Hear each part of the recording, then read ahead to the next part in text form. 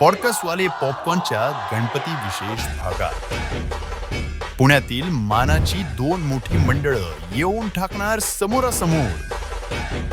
तर अनुभवा हा थरार. तसं नाही येऊ काही की सगळे गणेशाची आराधना करतात, सगळे खूप छान एन्जॉय करतात. खेळमेचं वातावरण आहे जसं आम्ही करतो.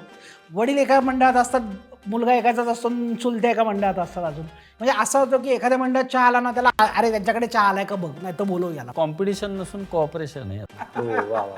अरे यार, वाटलं होतं हा पॉडकास्ट ऍक्शन पॅक्ड आणि कॉन्ट्रोवर्शियल होईल. हा तर फ्रेंडली होतोय.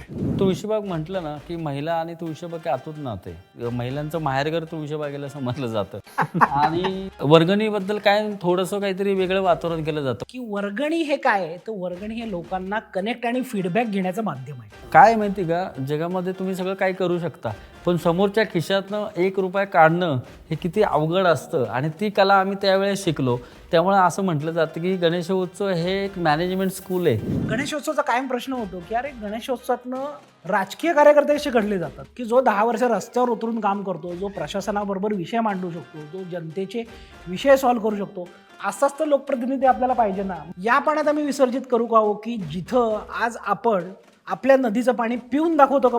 मला चॅलेंज आहे की आता आपल्यापैकी कोणी पाणी, मग या पाण्यात आपल्या गणपतीला विसर्जित करायचं का. तर धमाल मस्ती किस्सांनी भरपूर आणि मित्रमंडळासोबत पाहावा असा गणपती विशेष पॉडकास्ट नक्की पहा स्वरंग टीव्हीवर.